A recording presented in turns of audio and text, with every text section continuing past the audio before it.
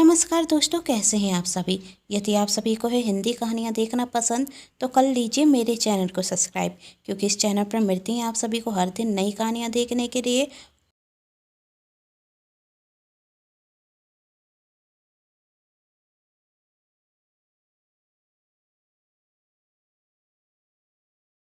ये कहानी शुरू करते हैं।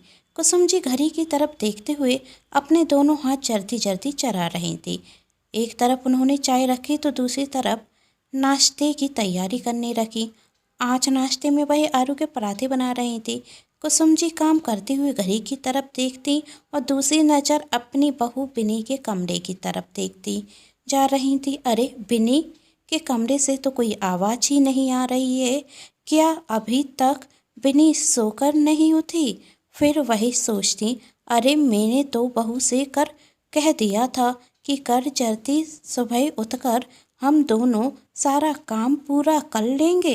फिर घर की साफ सफाई भी तो करनी है। दीपावली पास में आ रही है और अभी तक घर की साफ सफाई भी नहीं हुई। बहू भूल गई क्या? कुसुम जी के मन में ख्याल आया। फिर उन्होंने जल्दी से टमाटर की चटनी और अमरूद की चटनी बनाई, क्योंकि उनके बेटे राकेश को आलू के पराठे टमाटर की चटनी के साथ पसंद थे और पति को अमरूद की चटनी के साथ। तभी कैलाश जी आते हुए कहते, राकेश की माँ चाय बन गई क्या? कुसुम जी कैलाश जी को चाय देती।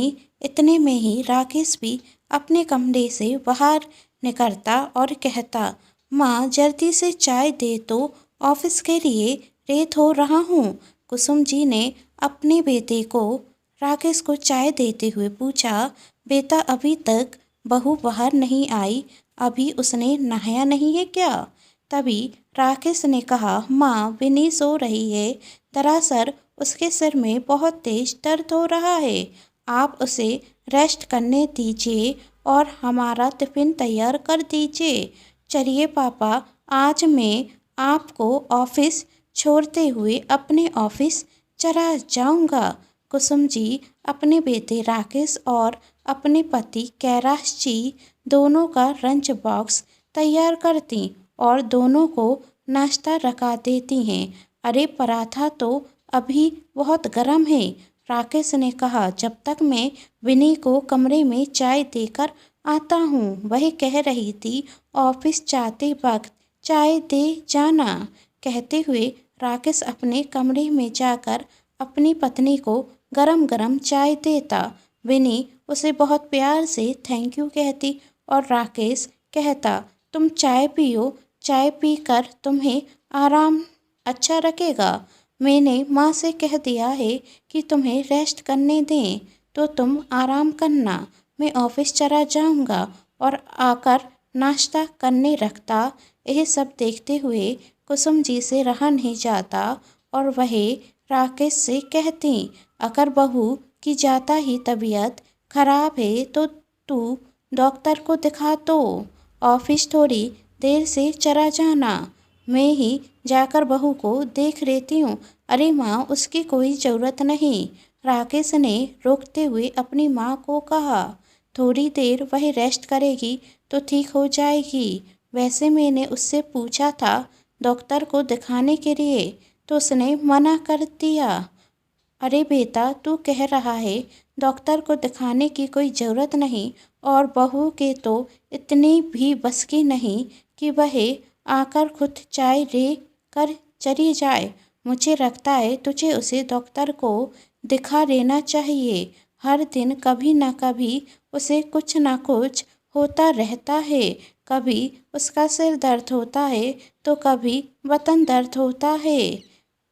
इस तरह कब तक बिस्तर पर लेटी रहेगी? ऑफिस के काम में इतना व्यस्त मत हो कि अपनी पत्नी को दिखा भी ना सके। कुसुम जी ने रेस्ट करेगी तो ठीक हो जाएगी। तब राकेश कहता है, तो माँ आप भी ना छोटी सी बात को बड़ा कर देती हो। अरे मैंने कहा ना, खराब होती है तो रेस्ट करने से सिर्फ काम नहीं चलता, उसके साथ साथ मेडिसिन भी ज़रूरी होती है।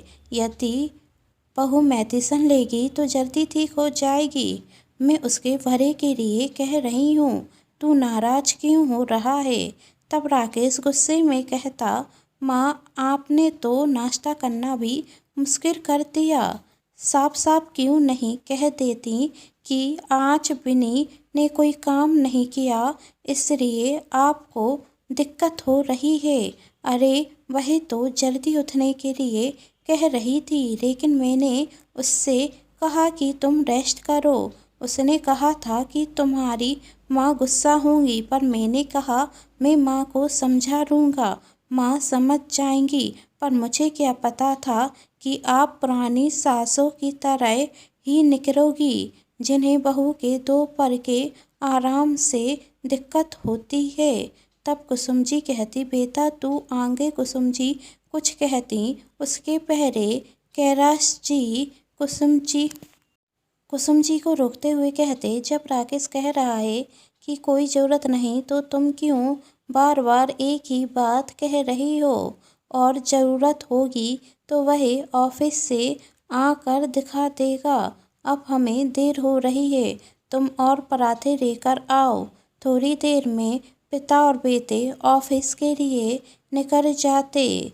कुसुम जी सुबह से काम कर रही थी, उन्हें तो दोपहर बैठकर आराम से चाय पीने का मौका भी नहीं मिला। सुबह से काम की इतनी जल्दी होती है कि काम करते करते वह थक जाती हैं। उन्होंने अपनी चाय गर्म की और चाय लेकर जब वह किचन से बाहर आती तो देखती कि विनी पहले से ही आकर आलू के पराठे चटनी के साथ बड़े मज़े से खा रही है। यह देखते हुए कुसुम जी ने पूछा, बेटा अब तुम्हारा सिर दर्द कैसा है? माँ जी अब तो ठीक रख रहा है, चाय पी ली ना इसलिए आराम मिल गया। लगता है शायद वह भूख के कारण दुख रहा था, इसलिए मैंने सोचा पहले कुछ खा लेती हूँ, उसके बाद कोई काम करूँगी। वो माँ जी मेरे कमरे में गरम गरम आलू के पराठे की खुशबू आ रही थी तो मैंने कहा आलू के पराठे तो गरम गरम ही खाने चाहिए, ठंडे हो गए तो क्या मज़ा आएगा। हाँ बेटा, कर तुमने कहा था ना कि तुम्हारा आलू के पराठे खाने का मन हो रहा है, इसलिए आज मैंने सुबह उठते साथ आलू कुकर में लगा दिए थे। वैसे कैसे बने हैं बेटा पराठे?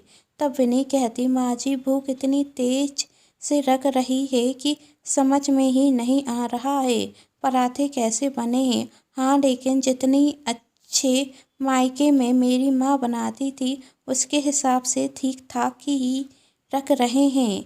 वह क्या है ना माँ जी, हर किसी के खाने का स्वाद अलग होता है और मुझे तो अपनी माँ के हाथ का ही खाना पसंद है। देखिए ना माँ जी, कहीं कहीं आलू के पराठे में तो आलू नहीं है, इन्हें मैं कैसे खा सकती हूँ? मुझसे कच्चा नहीं खाया जाएगा। और थोड़े से पराठे को साइड में रखते हुए कहती, इसमें तो स्वाद ही नहीं, जहाँ जहाँ आलू है मैं तो बस वही खा सकती हूँ। आलू के पराठे में तो आलू भर भर कर डालना चाहिए ना। विनी के मुंह से ऐसी बात सुन कुसुम जी को महसूस हुआ कि मैंने कितनी बड़ी गलती कर दी विनी से पूछकर। उसकी तो आदत है मेरे हर काम में नखरे रखाने की, और वह विनी की बात को सुनकर भी अनसुना कर देती और चाय पीने लगती। तभी विनी कहती, अरे माँ जी आपने अभी तक चाय नहीं पी? तभी कुसुम जी ने कहा, बेटा सुबह से अकेले काम करते करते वक्त नहीं मिलता कि बैठकर चाय पी लूँ सुकून से। कुसुम जी का इतना कहना था कि विनी का मुंह गुब्बारे की तरह फूट जाता और वह आलू के पराठे का डिब्बा अपने कमरे के अंदर ले जाती और जाकर खाने लगती और अपनी माँ से फ़ोन करते हुए कहती, लो माँ सुबह हुई नहीं कि सासू माँ के लेक्चर शुरू हो गए। आज मेरा सिर दर्द क्या हो रहा था, मैं थोड़ी देर से सोकर उठी तो सासू माँ ने तो सुबह सुबह मुझे 10 बातें सुनाती। अब मैं जानबूझकर थोड़ी ना देर से सोकर उठी हूँ। इतना काम करती हूँ फिर भी इन्हें नहीं दिखता कि मैं कोई काम करती हूँ। कैसे घर में आपने मेरी शादी कर दी? विनी ने तेज आवाज में कहा, जिससे कुसुम जी को सब कुछ सुनाई दे। कुछ मेरे लिए भी सोच रहे थे इस शादी को करने के पहले, मेरे भविष्य के लिए भी कुछ अच्छा सोचकर इस घर में शादी करती। आखिर आपने क्या सोचकर मेरी शादी इस घर में कर दी? सुबह से लेकर शाम मुझे सिर्फ लेक्चर ही तो मिलते हैं। खाने के लिए बैठी तो दो सुनाती हैं। एक दिन खाना नहीं बनाया तो इतनी तकलीफ हो गई मेरी सास को। विनी अपनी आवाज़ और तेज करते हुए बोलती। कुसुम जी को सब कुछ सुनाई दे रहा था। अब ना ही उनका चाय पीने में मन लगा और ना ही नाश्ता करने में। उन्हें समझ में नहीं आ रहा था वह करें क्या। यह तो हर दिन का नाटक होता जा रहा था। विनी की शादी को 1 वर्ष से ऊपर हो गया था, लेकिन फिर भी अपने नाटकों से वह बाज नहीं आती। एक बार को तो कुसुम जी को गुस्सा आता और जाकर विनी से कहने वाली थी, बहू इतना नाटक क्यों कर रही हो? लेकिन वह शांत होकर रसोई साफ करने लगती, क्योंकि वह जानती थी इन सब बातों का कोई मतलब नहीं। फालतू में घर में लड़ाई होगी वह अलग से, क्योंकि इसके पहले भी विनी सिर्फ ऐसा ही नाटक करती थी और घर में लड़ाइयाँ होना शुरू हो जाती थी। इसके जिम्मेदार सिर्फ कुसुम जी होती थी। ऑफिस से आकर बेटा राकेश कहता, माँ आप तो चुप रह जाया कीजिए, वही नहीं सुनती तो। और कैलाश जी तो उन्हें चुप रहने की सलाह शुरू से ही देते आ रहे थे। कुसुम जी ने रसोई साफ की और उसके बाद बर्तन धो कर रख दिए। थोड़ी देर में उन्होंने विनी को आवाज़ लगाई, लेकिन विनी तो गुस्से में कमरे के गेट लगाए हुए थी। कुसुम जी विनी से कह रही थी, बेटा बाहर आज जा, किचन के गंदे डिब्बे उन्हें साफ कर देते हैं। दीपावली की सफाई की शुरुआत रसोई घर से ही करते हैं। लेकिन विनी ने कोई जवाब नहीं दिया। उनकी बात सुनते हुए भी अनसुनी कर दी। आखिर बाहर जाकर कौन डिब्बे साफ करे? विनी ने सोचा। कुसुम जी अच्छे से समझ रही थी कि विनी तो कुछ कराने वाली है ही नहीं, अब उन्हें यह सब कुछ करने होंगे। और उन्होंने अकेले रसोई के सारे गंदे डिब्बे, टंकी और जो कुछ था साफ करना शुरू कर दिया। इस सब में कुसुम जी को बहुत समय लग गया और अब तो उनकी कमर भी दर्द होने लगी थी। वह जाकर कमरे में लेटती तो इतने में ही राकेश भी ऑफिस से आ जाता और वह डोरबेल बजाता। राकेश के ऑफिस से आने का वक्त हो चुका था। यह देख विनी फटाक से जाकर दरवाज़ा खोलती और राकेश से कहती, आप अपनी माँ को समझा दीजिए, बेवजह मुझसे कुछ ना कहें। तुम्हें तो पता है ना मेरा कितना तेज सिर दर्द हो रहा था, लेकिन तुम्हारी माँ को तो बिल्कुल भी दया नहीं आती। मैंने जाकर आलू के पराठे खाना किया शुरू कर दिया। उन्होंने तो मुझे सुना दिया कि उन्होंने आलू के पराठे अकेले बनाए हैं, लेकिन यदि अकेले खाना बना लिया तो क्या हो गया? मैंने सुबह से अच्छे से कुछ भी नहीं खाया। मैंने तुमसे पहले ही कहा था कि तुम्हारी माँ को मेरा रेस्ट करना बिल्कुल भी पसंद नहीं आएगा, पर तुमने कहा था तुम्हारी माँ तो बाकी सासों से अलग है। देख लो अपनी माँ को, समझा लो। यदि मैंने कुछ कहा तो फिर तुम मुझसे मत कहना, विनी ने चेतावनी देते हुए राकेश से कह रही थी। अब तो हद ही पार हो गई थी। कुसुम जी से रहा नहीं जाता और वह बाहर आकर कहती, बहू छोटी सी बात को इतना बड़ा क्यों कर रही है? मैंने तुझसे ऐसा क्या कह दिया कि सुबह से तुम मुझे सुनाई जा रही हो? सुबह से मैं घर के सारे काम अकेली कर रही हूँ और तुम मुझे उस पर 4 बातें सुना रही हो। तब विनी राकेश के सामने भौरी बनकर कहती, देख लो तुम्हारी माँ फिर से रड़ने के लिए आ गईं, पर मेरे बस के बाहर है। लड़ाई झगड़ा करना इन्हें पसंद होगा, रड़ना झगड़ना लेकिन मुझे शांति का माहौल ही पसंद है। समझा लो अपनी माँ को। कहते हुए विनी अपने कमरे की ओर जाने लगती। तभी राकेश कहता, माँ कभी तो शांत हो जाया कीजिए। उस बेचारी का सुबह से सिर दर्द हो रहा है, आपको बिल्कुल भी दया नहीं आती। अरे मुझे तो लगता था कि आप पुरानी सासों की तरह नहीं हैं, लेकिन आप तो वैसी ही निकली। तब कुसुम जी कहती, बेटा जब तू ही मुझे नहीं समझ रहा तो मैं बहू से क्या उम्मीद रखूं। कुसुम जी का इतना कहना ही था कि तभी कैलाश जी भी ऑफिस से आ चुके थे और वह कहते, क्या हो रहा है घर में, हर दिन किस बात की लड़ाई होती रहती है। 4 लोग हैं घर में, वह भी शांति से नहीं रह पाते। हम दोनों तो ऑफिस चले जाते, तुम सास बहू ही घर में रहती हो तो दोनों मिलकर नहीं रह सकती। हर दिन घर में अशांति का माहौल रखना जरूरी होता है क्या। कभी कभार तुम भी शांत रह जाया करो। कुसुम जी से कैलाश जी ने कहा। विनी गुस्से में वहाँ से जाती और तेज आवाज में गेट बंद कर देती। पीछे से राकेश भी अंदर कमरे में जाता और विनी को समझाने की कोशिश करता और कैलाश जी भी अपने कमरे में चले जाते। अब क्या था, शाम का खाना बनाना बाकी था तो वह तो कुसुम जी ही बनाएंगी, क्योंकि विनी तो रूठ कर बैठ चुकी थी। वैसे इसमें भी कोई बात नई नहीं थी, अक्सर विनी ऐसा ही करती थी। काम से बचने के लिए पीठ दर्द होने के बावजूद भी कुसुम जी खाना बनाती, क्योंकि उन्हें तो अपने परिवार के लिए खाना बनाना ही था।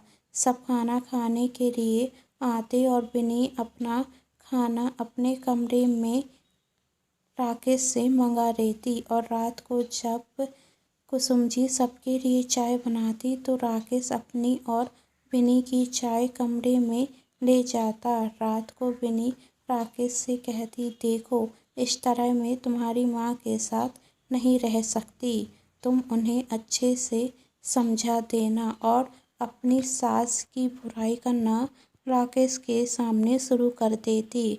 वहाँ कुसुम जी कैलाश जी से कहती, आप तो हर बार मुझे ही शांत करा देते हैं, कभी कभार अपनी बहू से भी कुछ कहिए। अब मेरी भी उम्र हो गई है, मैं अकेले कब तक काम करूं, क्या उसे मेरी मदद नहीं करनी चाहिए।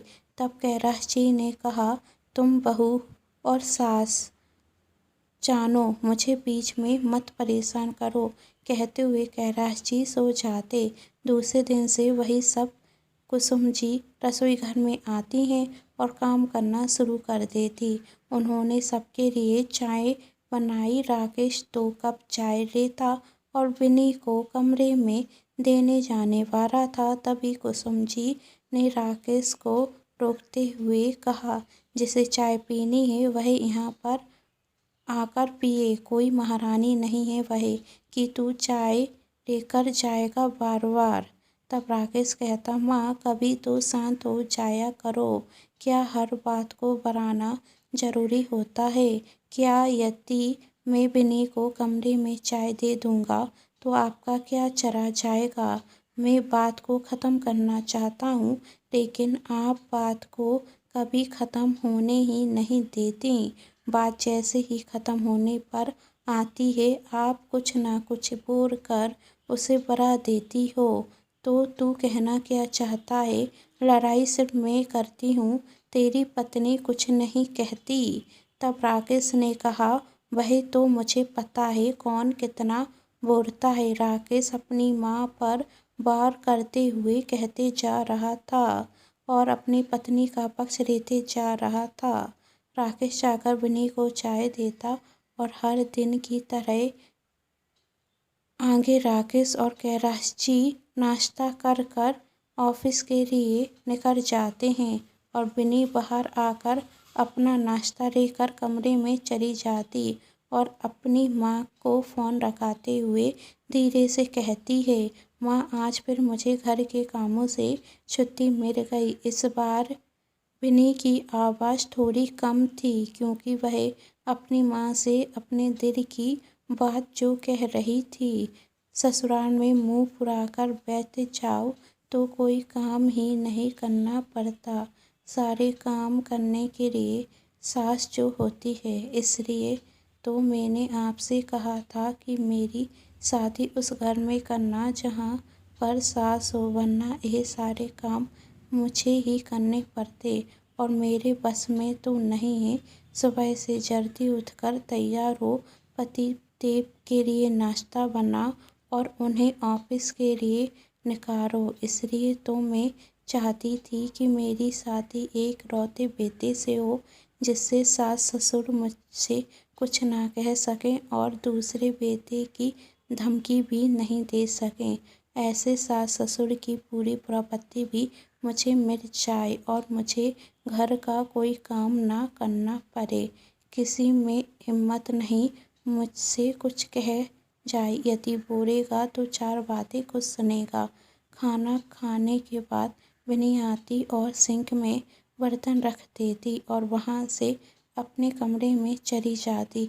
थोड़ी देर में कुसुम जी सारे बर्तन साफ कर कर सोने के लिए चली जाती तो बिन्नी तेज आवाज़ में टीवी देखती है और अपनी सहेलियों से फ़ोन पर तेज आवाज़ में बातें भी करती, जिससे कुसुम जी को नींद नहीं आ रही थी। बिन्नी से कुछ बोलना अपने ऊपर आफत लेना होगा, यह कुसुम जी बहुत अच्छे से जानती थी। अब तो पानी सर के ऊपर होता जा रहा है, आखिर कैसे इसे सबक सिखाऊं, कुसुम जी सोच रही थी। इसके मायके में फ़ोन कर कर कहने का कोई फ़ायदा नहीं होगा क्योंकि यह सब कुछ अपनी माँ की सराह पर ही तो कर रही है। यह बात वह बहुत अच्छे से जानती हैं। मेरा बेटा तो मेरी नहीं सुनता और पतिदेव से तो कुछ कहना ही बेकार है, कुसुम जी ने सोचा। तो अब क्या करूं? कुसुम जी यही सोच रही थी और आज रात उन्हें इस सोच में नींद नहीं आती। फिर कुसुम जी ने सोचा अब तो कोई कठोर निर्णय लेने का वक्त आ गया है। आखिर क्या कठोर निर्णय लेंगी कुसुम जी? जानना चाहते हैं तो कहानी के साथ बने रहिए और चैनल को सब्सक्राइब जरूर कर लीजिएगा क्योंकि जब आप चैनल को करेंगे सब्सक्राइब तभी आपको मिलेगी आने वाली कहानी की सूचना।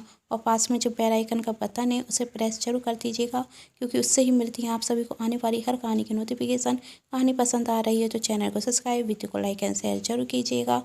Thanks for watching.